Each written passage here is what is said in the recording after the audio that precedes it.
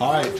Hey, Dad, how's it going? Good, man. Are you ready? Yes, this is brew day. This is Blue Moon 2. Oh, nice. It's a Belgian wheat ale, and I have all my ingredients over here. I'm using a Bavarian wheat malt extract, 6.6 pounds of that.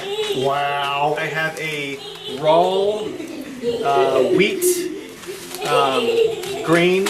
I have 2 pounds of that I'm going to steep at, I think it's going to be 160 degrees for a half hour. Okay. And then I have all of my additions here. Got some honey, huh? Yep, orange blossom honey. I'm going to use 1 pound of that. I have some hops. I have Steering Gold hops, 2 ounces of that, and then Tettinger hops. I have 1 ounce of that. Cool. And then I have all of my flavors, orange peel, lemon peel, and then coriander seeds. And I'm going to grind those up and use them in the beer. And then Nice. Again, and what's your yeast? This is my yeast. It's a Belgian wit ale yeast. Okay. WLP. All right, so here we are. I am about to make, or I'm about to steep my grains in a cooler, and I am taking the. I took a gallon of water, heated it to 162, and I'm going to put it in this cooler. All right. With the grains. 2 pounds of the raw wheat. Nice. The trick is to pour it slowly so it doesn't clump.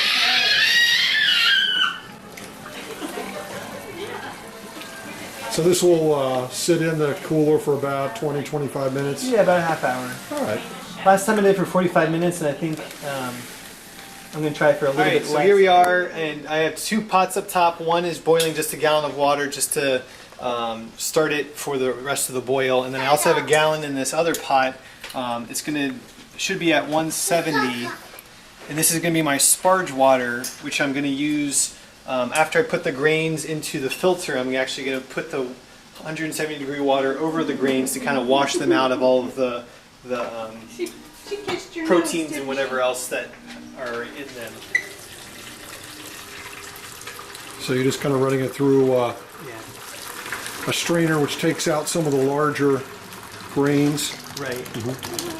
Trying to get all of this down, all of the water out at least. Alright, so now I'm going to sparge the grains, and I'm just going to pour some hot water over them just to kind of wash them out. But right now we're just going to dispose of the grains. Stop for a second, babe.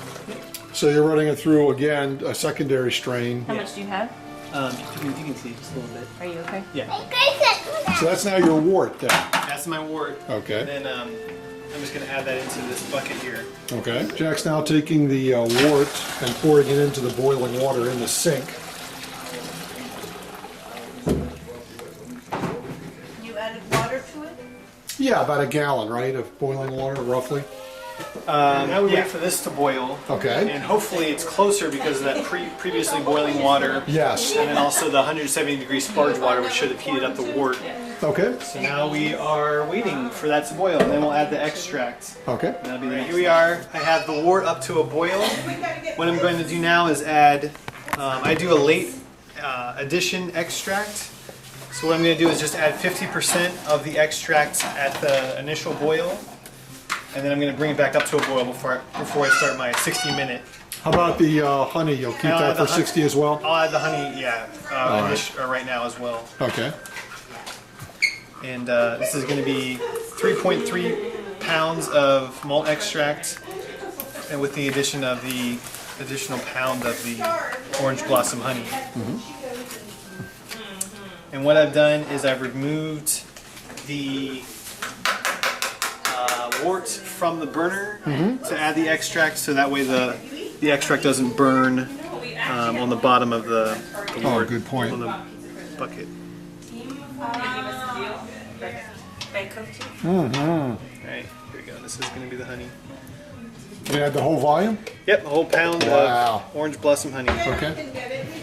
Last little bit of stirring, and then I'll return it back to the burners for bringing it back up to a boil. Okay.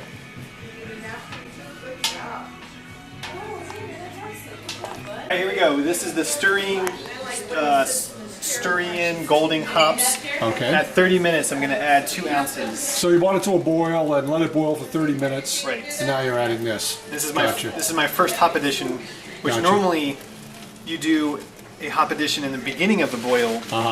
But for whatever reason, maybe just because they don't want it to, or I don't want my Blue Moon to be super hoppy, I'm adding it halfway through instead of it letting it sit the whole time. Gotcha. So here we are, 30 minutes out. My next hop addition will be at 10 minutes out, or 10 minutes left.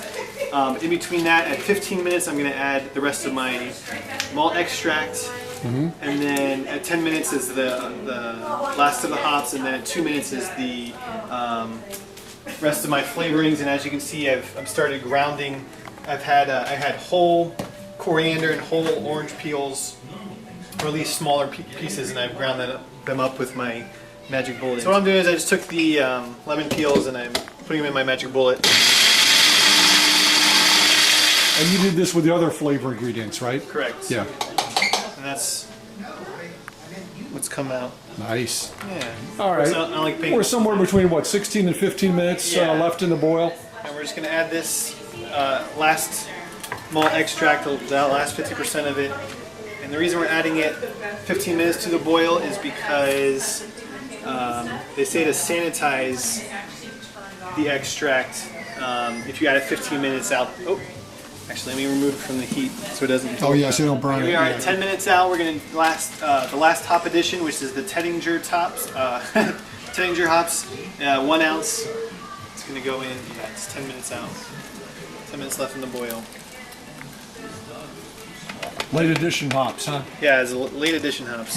Boil, and then next thing is at 2 minutes we're going to add the flavoring. So we're adding the flavorful portions to the Blue Moon. We have a 0.4 ounces of lemon peel, Okay. 1 ounce of coriander, and then 3 full ounces of orange peel. Wow. Add them one at a time here. Okay. I think I'm going to add the orange first because that's the flavor I really want to come through.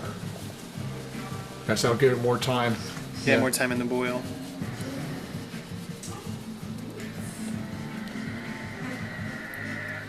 Alright. And we're going to add the ounce of coriander. Get the boil started again.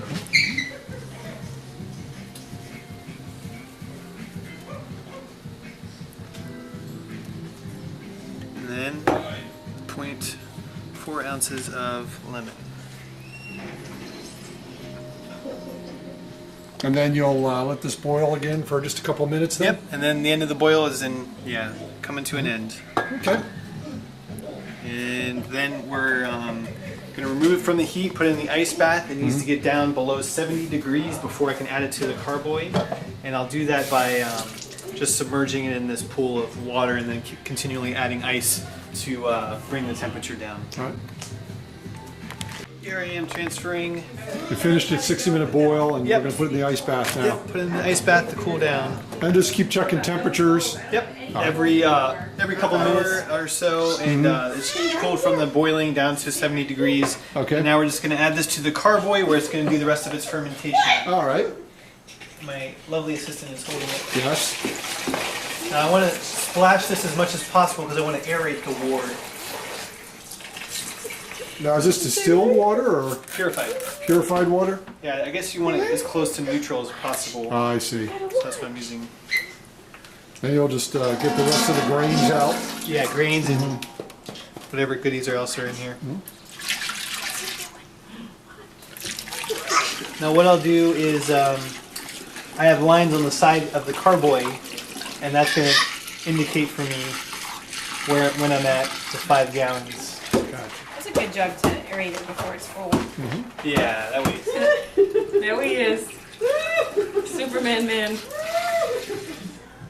1.056. Let's say 1.056 at 57 degrees, which is basically the same. The yeast. This is the Belgium wit ale Yeast, yeast. Ooh. I was expecting that. I should have been expecting that.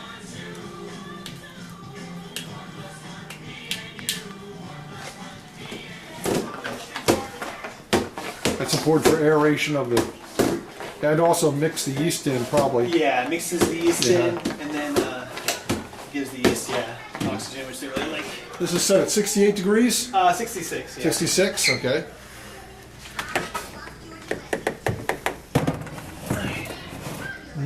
Stuck that in That's the there. bubbler. That's the blow-off tube. And there'll be this for what, a couple days, and then the one-way valve? Probably 3 to 5 days. 3 to 5 days, okay. And then this krausen from the yeast will actually go up into the tube and into the blow-off tube container.